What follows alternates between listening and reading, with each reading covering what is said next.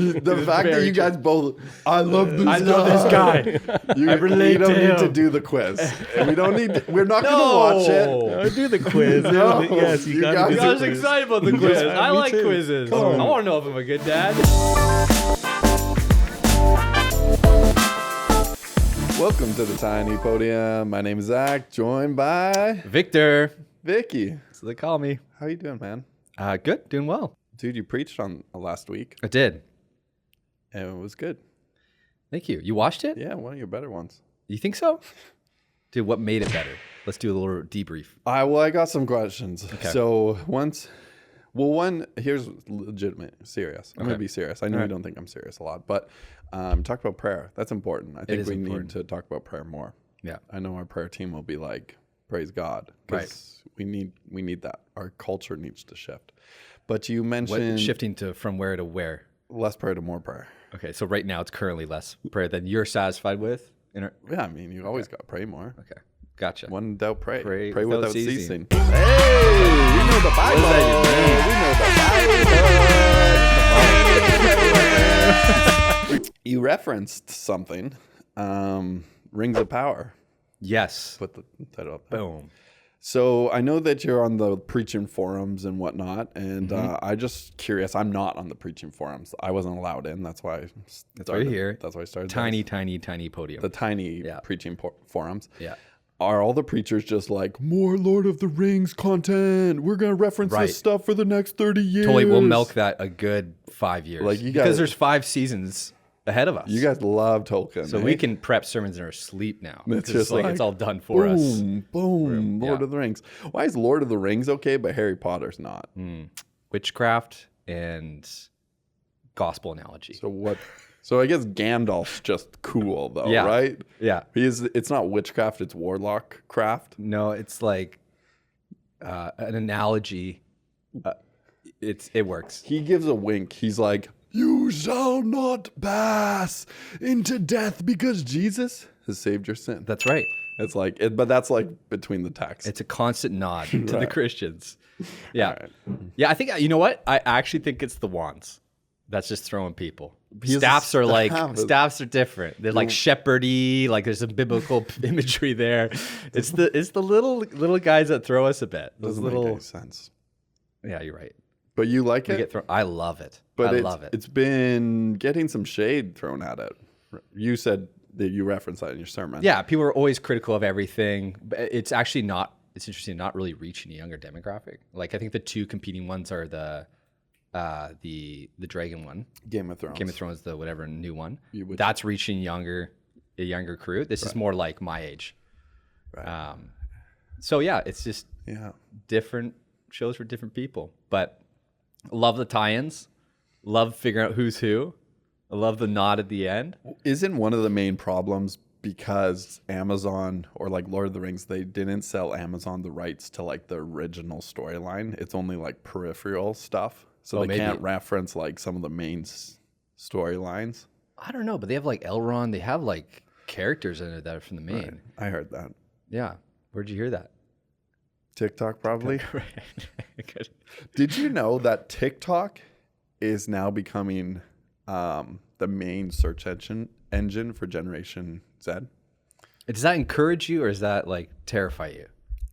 I mean, This is I've a viable search engine for information, objective information. I've used in the it world. one time. Like I actually saw a TikTok about cleaning your shower and getting rid of the mold. Right. And then I was like, oh, I want to do that. So then I was like, how do you do that? And then I just searched on TikTok. I've done this a couple times to be like, what is that thing?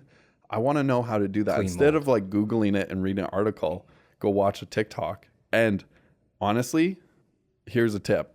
You spray bleach on like your edge of the shower if there's like a little bit of mold, then put paper towel, spray it again, leave it overnight, gone. Cleanest the shower's ever Dude, been. TikTok, Lauren's thank you. like, how'd you clean that? She's like, I scrubbed that day and night. And I said, TikTok, baby. Yo. You said that? I was like, TikTok. TikTok. And I walked away. And then when she said, okay, she walked I away. walked You didn't away. give her a Oh, no, chance to she- respond.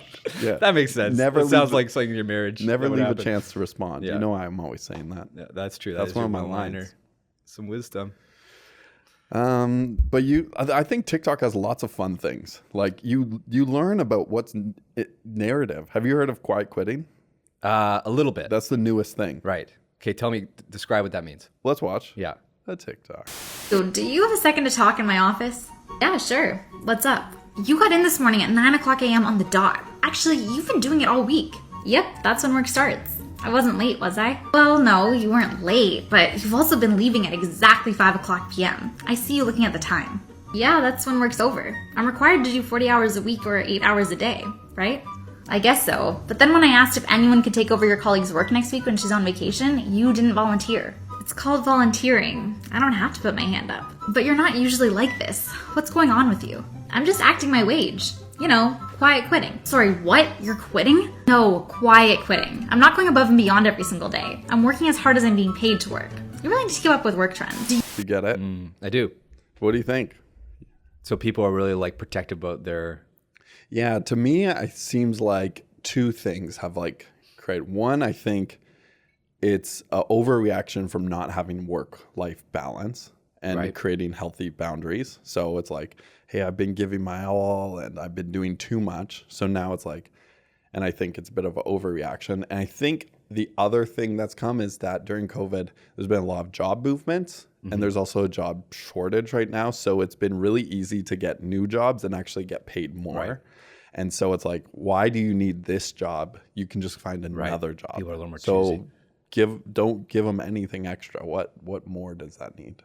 Yeah, and I think people are more motivated, not necessarily by pay, but just like values and organization. So it's like people are quite selective on where they work, and so it pushes organizations to actually get like, we got to think about better benefits, we got to think about like clearer values, we got to think about like actually like a part of it I think is a different generation where like the baby boomers, like it is interesting. I heard this that 40% of baby boomers have worked 20 years in their job. Wow. And so I don't know if that's out of like work provided that American dream, like it provided the way to the American dream. I think today the American dream is just like super blurry and like I don't know how to actually get what I want. So people are just like, I'm gonna get it my own way. Well, it's become way more than monetary value. Can't just get what you want. Right. So it's like, oh, you can have the consistent income. It's like, well, I have a consistent income. Right. So now what's the next thing that you want? What's the next thing that you need? Happiness, hobbies.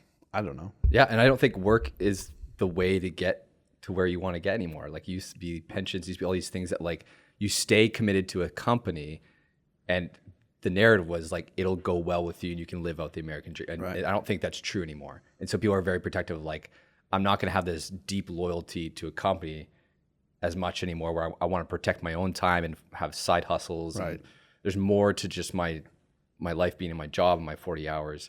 And so that makes sense that people are protective of like, this is what I owe you and this is what I don't. But do you think, you got a couple kids? Yeah, I got a couple. They're just entering the workforce, I think. Yes. Jackson is just 6 years old. Got a job at the mines, I think.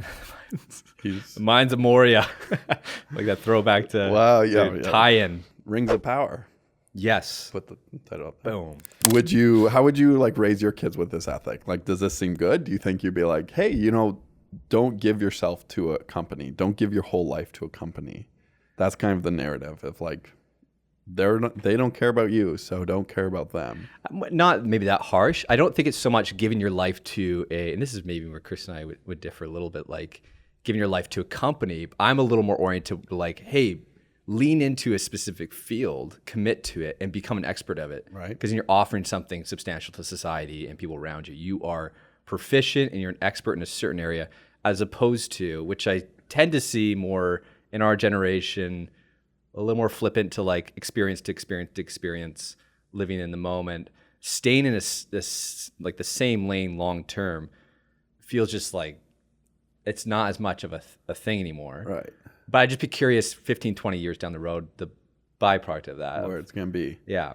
Do you think, because with less committed people, will companies like thrive as much? Because it seemed that the last generation was like, and millennials seem to be motivated by importance and bought in. It's like, I want to do something that's important, and I'm willing to give myself to that thing if I see it as valuable and I feel valued in that. Right. And so, it's not just a job to me because we are doing something important.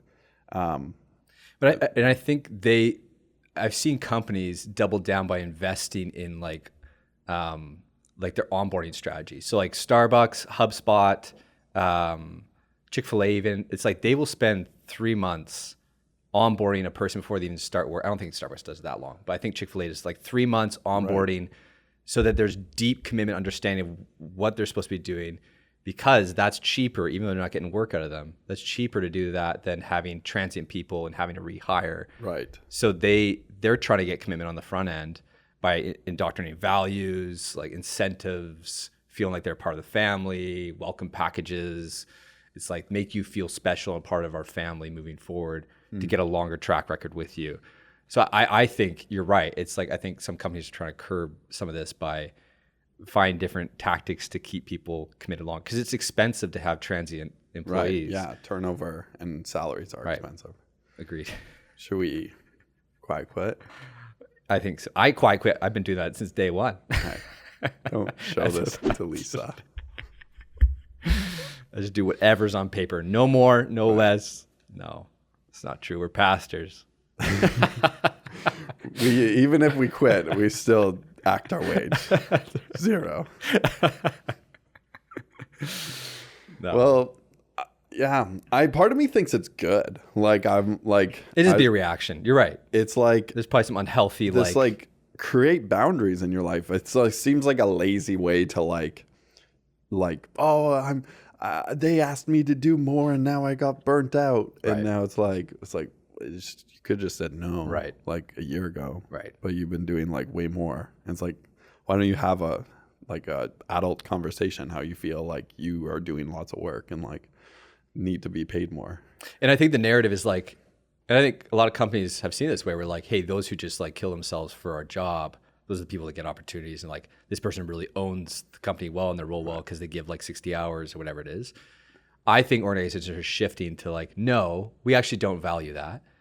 We look at like what gets accomplished within your work time. It's not about, I'm not impressed that you stayed up till 1 o'clock in the morning getting that thing done. That tells me you don't want to prioritize your life and work. Yeah. I'm impressed that you actually can stay on top of your work within the range of hours that we provided for you. Yeah. That's more impressive, I think, to these more up and coming companies. And so that provides boundaries and rhythms and like. Sometimes I feel like so out of the loop of what workplaces are, because I see lots of TikToks about like bad corporate things and like people will film themselves on Zoom calls and like them being like kind of like joking around. Like I saw this TikTok of a guy who's like he just responded to everything for like, thank you for sharing. And it's like, hey, we have to have a conversation about your performance. He's like, thanks for sharing, Derek. Okay, moving on. And like, no, this isn't brilliant. A joke. Like, okay, thanks for sharing. Yeah, Debbie, do you have those? And it's like, I'm sure he has a relationship. I don't know the context if it's a joke or not. I feel like some people really give up their jobs for the TikTok views. Yeah, like it's like, I'm just going to make a TikTok now and like burn this job. And I've seen articles of like Susie or John just got fired from like her huge like software engineering role because she threw out this TikTok on this. And now it's like, I've been making TikToks about corporate life and now I got a job. There's lots of good corporate accounts. Marco. So Marco, this is your first podcast? Yeah, it's first podcast. Wow, this is a really disappointing first appearance. I'm sorry that we put you through this.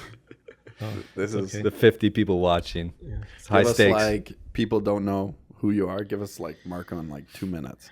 Yeah, my name is Marco. I'm one of the pastors here at Village Church, specifically the Coquitlam campus. Ooh. And been here for almost 5 years. Like February will be 5 years, officially in April, but I started in February, and there's a whole story behind that. Maybe that's safe for another podcast. Ooh, juicy. Yeah. No. I'm Portuguese, 100% Portuguese. Ooh, represent. Wife and 3 chitlins. Yeah, they're all old. Well, almost. How old are your kids? Up there. My oldest boy, he's 19. My middle boy is 13, and my daughter's 11. Yeah. Almost empty nesters. Just about another 10 years. See, this is cool. So, Marco, your kids are older. Yeah. They're leaving. Victor, your kids are a bit younger. That is cool. But Tell us more. That's cool. Because, Marco, honestly, I don't know if you know this, but you're the biggest dad I've ever met. What? And I think, Victor, you're becoming a dad. So I thought it'd be fun if we did a little dad quiz. Nice. See who's the biggest dad. I like that. Also, keeping with let's watch that TikTok. You guys I follow this guy. Oh, how much do you guys relate to this guy? The fact that you guys were I've seen this. It's hilarious. I send it to all dads. I know. The fact that you guys both, I love this guy. I relate you don't to need him. to do the quiz. We don't need. We're not going to watch it. Do the quiz. No, Yes, you got to do I the was quiz. excited about the quiz. Yeah, I me like too. quizzes. I want to know if I'm a good dad. See, okay, I need a TikTok quiz to tell me. Guys, how was everything? I think this is what put him on the board. This is Yes. the music. Yeah, 100%. Don't do it.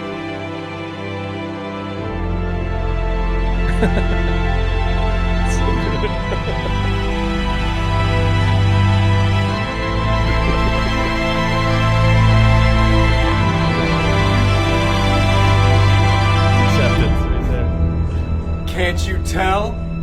I hated it.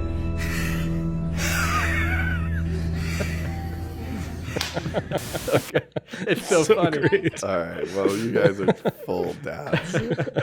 No, because it's inspiring. I'm like, I want to get there. I want to have the New Balance $50 shoes from Costco. I want to have the vest. There's a new That's just so generation of dad, practical. though. I think because you guys are a bit younger than that guy. Yeah. Right. And like, there's That like, is my dad.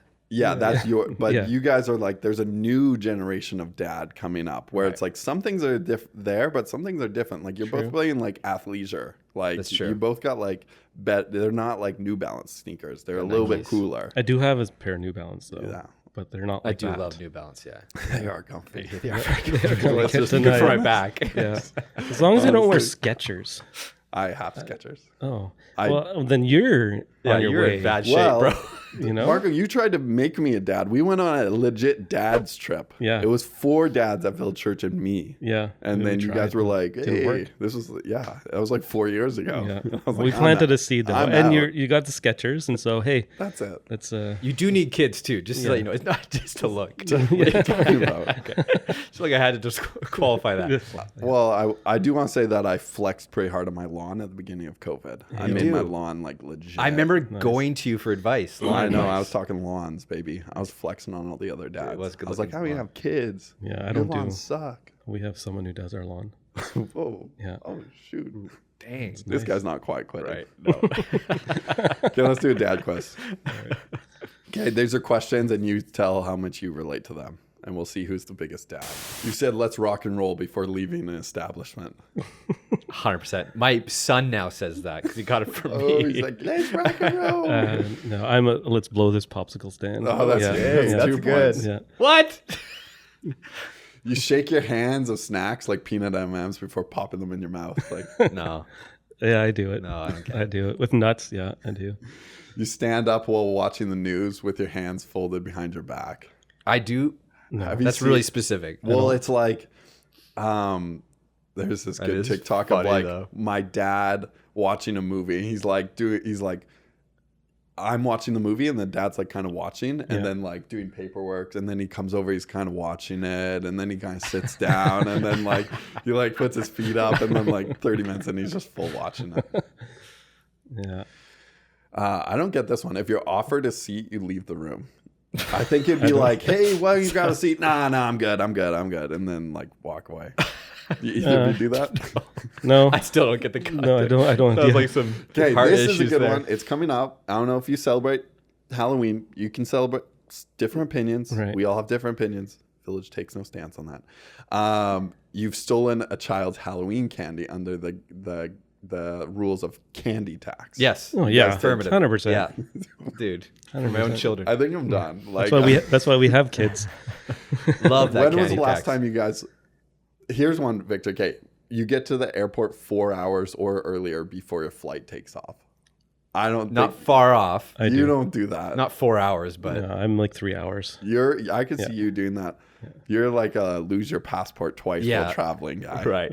Okay. I don't know what you're talking about. True story. Total hypothetical. Oh goodness. You refuse to get rid of clothes until they are literally unwearable. How about that? No. Yep. Okay. I feel Some like things. this is like a new age dad thing that's changing where dads would be like, it's good. It still works. But now next generation dads care about their wardrobe. I'm simple with my clothing. If I find something good, I'll just rebuy it. Yeah. This was actually a purchase from Kristen because she wanted to throw away my other one and I wouldn't let her. Wow. So, all right. Well, I think it's official. Both are big dads. big old dads. Biggest dads I've ever seen. Love it. Have you guys heard about the new Jeffrey Dahmer show? I haven't watched it, but it's kind of a hot topic. Have you guys? I've only seen like as I'm looking through Netflix, it starts playing the trailer kind of thing. How you feel? That's as far as I've gotten. You watched the whole trailer? I don't know. No. I think you're judging me, Yeah. bro. It automatically plays. Dude, you put child lock on. Yeah, what? I got You're a trailer. right. I need got better a trailer. accountability. Let's watch a trailer about it. Oh, Because We're gonna watch the trailer. Yeah, I'm gonna force you. Because I want to talk Will it about work in this. our church office? Yeah. It plays We'll pray. Wow. We'll pray before and Goodness. after. Don't Yeah. worry. Skull. Wow. What's going on? Do you know this kid? Yes, sir. This is my boyfriend. Boyfriend? He came out of his apartment. He was talking crazy. He's butt naked and he doesn't know what's going on.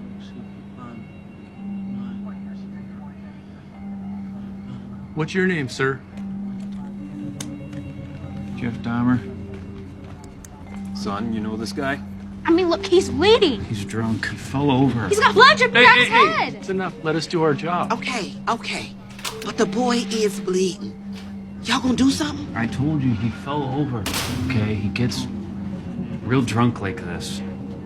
He just... Look, he attacked me. He told me to get him some more alcohol, so I went down to the store. Son, how old are you? Hey. You hear me? He's drunk. He's not gonna be able to tell you. He's 19. He's my boyfriend. Can I please just take him inside?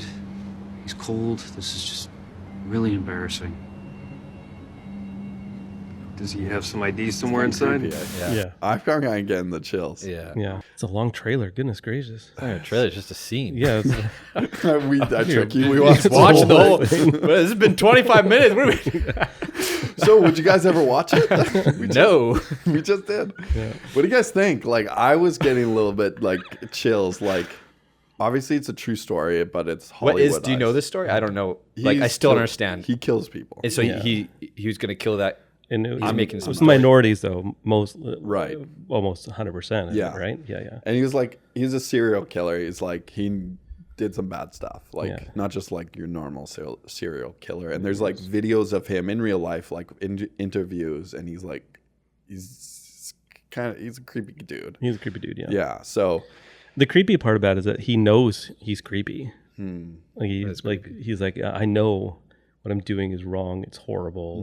I'm a monster and I'm a creep type thing. That's the creepy part about it as well. Because most of these, sociopaths they God's work. Or whatever. But he's like, no, I know, because he grew up in a good home, and that was the crazy part. It wasn't like he was abused or anything. And so it was funny because I was just having a conversation with someone before I came in here, and they had watched it. I haven't seen it, nor will I. I love how many disclaimers. I haven't seen either. I haven't seen it. No, I think I never need watched yeah. it. Never, ever. Yeah. no, she was saying like, yeah, she's into true crime stuff, so that's why she watched it. And she's like, I had nightmares after watching it. I'm like, well, I just don't care for that kind of stuff, and so I won't watch it. But true crime stuff podcasts are huge. Yeah. People love that. Yeah. The only murders in the building. That? Yeah. Anyways, what I do find interesting though is how like culture's responding to this. Yeah. And what they're doing with it. Yeah, there's kind of two things I thought about. Is like, one question is like watching content, like obviously as Christians or anyone, I think, because I heard from someone who's definitely like not Christian. They're like, I was so creeped out, like I I can't even watch it. And her friend was like, no, you have to watch it. Force yourself to watch it. You have to. Okay. Sure. It's like, Do it. But so like, Good friends. how do we, there's a lot of content out there. What are the measurements of what we watch and how we watch? And then the other question is like, yeah, this is really interesting. This is a true story.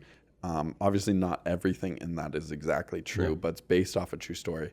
And there's kind of a response in culture. Now Halloween's coming up, people dressing up as Jeffrey Dahmer. I've heard like, oh, my Dahmer glasses, like they're so cool. They're like orange frames. It's becoming like, oh, it's in the medium, so I'm going to talk about it and like, cool. It's like, this is a serial killer. Like this guy's objectively not a good dude. Right. Yeah. He's like, yeah. So that's the filter I think of Netflix that provides. It's like, it's now, it levels the playing field of like, this is the same as Stranger Things. It's like we can have a Halloween costume for Stranger Things at this because it's just a Netflix show, not knowing, like we're not discerning at all of like reality. What is we actually consuming it? It definitely. Yeah, that's an interesting thought. Like, yeah, does it numb us to everything? It's like, well, I see this on a screen, I see this on the screen. So the value of these things are the exact same. Although, like, this is very heavy content. This is just a fun comedy. But it's like, it's all on Netflix. It's just entertainment. It's entertainment. It's this weird framework that provides, I'm watching Netflix, and whatever's on Netflix is kind of, in a sense, I think for most people, free game. What effect do you think watching content has on our lives? Like any type of content, not just tons. Tons. It normalizes things. Right. Well, sin, that's what it normalizes, whether it be sex, violence, the Dahmer series, whatever the case may be, New Age. It normalizes all that stuff just because it's just media, so we think it's okay to consume, that it won't really affect us. But obviously, even what the Bible says, like watch what goes in, right? Watch what you're watching, what you're listening to, all that kind of stuff. So I think it's important that we as believers realize that and understand that we do get affected by it. I think we have to be more like, we can't just settle for like ratings and like, well, I watch PG or PG-13, but if it goes R, it's like, I think we have to be more sophisticated in our approach towards media. Like the Dahmer thing, it's like, yeah, we're drawn to it because it's like, I think that the core of it, we want to see what humans are capable of and how dark they can get. There's a curiosity there. But the cost is then, you're being exposed to all this darkness and this just like this twisted way of being when God kind of calls us to light and meditate on things that are excellent, noble, and true, and like that are more pointed towards Him. It's like there's nothing wrong with like, protect everything you think about and view from the reality of the world, but you have to be aware. But I think there's if you're consuming that on a regular basis. I know a pastor has said like, I don't even know if I'm recommending this or like I was like, whoa, that sounds really difficult. But he's at a place where he's saying as much content as I consume from the news, I've consumed more scripture, and not like in a legalistic way, but just like, at least he's concluding that this is discipling us. This is having some formation effect on us that is trumping the scripture for us and the weight of that. And we have to be at least aware of that even just at a base level, the quantity of stuff we're consuming no doubt has an effect on our formation as a person.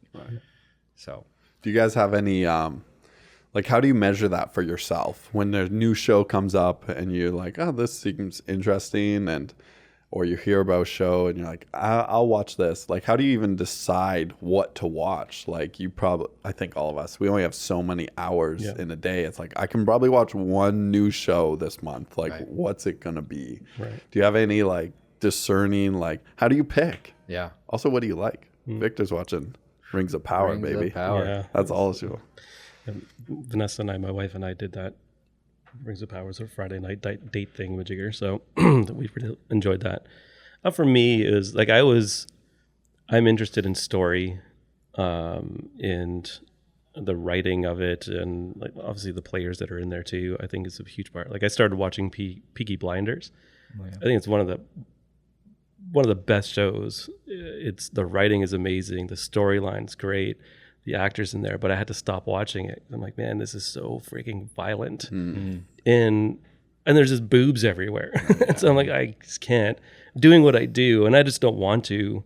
This is not good for my brain, right? And so I'm like, I had to stop watching it, even though I really enjoyed the show and the storyline. I'm like, I can't consume that because it'll affect me too much to consume. And so, I do like comedy. I do, one of my favorite movies is Inception, and I do like brainy things as well. And so I think that's how I kind of gauge it. You can't, like Victor was saying, you can't just go off ratings, because I've watched some awful PG-13 things, but I've watched rated R movies. It's not so much rated R because of language, but because of content and what the story is about, right? And so you can't just base it off all on a rating. Right. And so Common Sense Media is a great website to help. Oh. Yeah. I honestly think you should be doing a tiny bit of research before you jump into what you're viewing, like IMDb or whatever. Like that's usually a go-to. Of just like, okay, what am I stepping into? What does R mean? And so I want to understand that. I would, similar to Marco, it's pretty baseline of like, I'd be a little more nuanced with language. I'd be a little more nuanced with violence. I think there's a place for some of that, and the story about a war, it's like there's no way around that.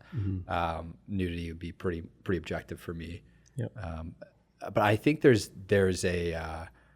also an interesting, like, we talk a lot about the kind of the morality grid of like what's moral to view, but then I think as Jesus followers, this is also this other, like almost like a matrix of like, there's this other line of, if God is like a creative God, if it's in his nature and everything he does is excellent and perfect, and like how he created the world, and we're image bearers of that, I think there's almost this grid that I think in discerning what to view is, if you're dedicating time, there's almost something to say about like what's the most God glorifying art is good art. I think Christians should also have a standard of like, we just don't watch like cheap, lame storytelling that's regurgitated over and over. Like, we should be also more sophisticated in the arts of like, we pine for good storytelling, good display of art, great cinematography, because those better display. Now I understand some of that's just a budget thing and what people can pull off. But like, for example, like there's a lot of like, be careful what I say here, but like kind of American nostalgic-y Christian art that gets regurgitated a lot and that's Christian art, and it's like the exhaust pipe of culture redone in this very hallmarky way. But then, and I'm very like skeptical of Christian art, but then I see like things like The Chosen and I'm like, this was actually well done. Like it was really thought through. It was like, this is something that's not only, I think, good on this scope of like morality and good to watch, but actually good on this scope of like, this is good art to engage with that challenges, or, you're thinking about it the day after, because it's like, man, the way he did that, or the way it led to that, or they left that linger and they tied it at the end. It's like, that's art you want to kind of meditate on and like enjoy and consume that way. Right. I think Netflix is just like, it's such a low bar where it's There's like pumping out a content. documentary on mushrooms or a documentary Dude, on that's like, actually good though. That's actually the fungus documentary. Dude, it's actually crazy. But you know what I mean? Like, we just want something to turn our brain off for 3 hours or 2 hours. It's like, I don't know. I think we should be discerning in that too. Yeah. Of like what we are consuming. I think that's a really great point. That's one thing that I'm pretty passionate about. Even like Christian media has become like very synonymous with like bad media. Yeah. And it's got good heart, and I'm not bashing anything. And obviously this is just our opinions too. And these are just different opinions, and there's lots of opinions on this, the scope of things. And leave your comments, leave them in the description. But even like The Chosen, I'm so like tainted towards like Christian media being bad. And I've seen clips and it is good. Yeah. But it's hard. Like I haven't sat down and watched it. It's hard to get around because I'm just like, my wife had to force me to watch it. I'm like, nah, because all I think about is Left Behind. Yeah. Like, 100%. No. And I think that's true in other areas too. What I've been noticing is that other media companies like big Netflix or Disney have been wanting to push certain agendas, and there's even been leaked things. It doesn't matter what the agendas are, but like, hey, we want it to be this, or we want it to be more diverse. And I think that has been the same rhythm is say when we want to push the narrative more than the content, right? It becomes very cheap and seen through and forced. And then when you see something that actually, I was having a conversation with a friend about a certain show, and I was like, oh, this show's pushing this narrative and it sucked, but like this show did it so well, and they weren't even trying to push this certain narrative, but wow, how honoring was it to this demographic and these type of people? Exactly. Because the story written came first and you saw the character development, and then they actually achieved that thing. It's like, wow, that's amazing. Yeah. And so that's why I think certain shows, I don't know why, but like Christopher Nolan movies seem to like scratch that itch for me of like, 100%. Wow, this seems transcendent to an illusion because of time. He uses that, and certain cinematography is like, this seems beyond myself, and it always seems like a nuance to God, but like, how much more is God? He uses time and like dreams, and they're mysterious. And to me, it always points me towards God. I think that's an amazing thing about art as well, and movies, shows. That's what we're all trying to do. We're watching a movie, you're trying to escape reality to the MCU, whatever, love stories, whatever. We're looking to go beyond our own story, our own, and it points to the fact that we can't look to ourselves, that there is something beyond us. And I think that's a really amazing thing about movies, or your suspension of reality or whatever, just to go to a different plane. Well, Marco, it's great having you on. Yeah. I want you to leave us with your signature line.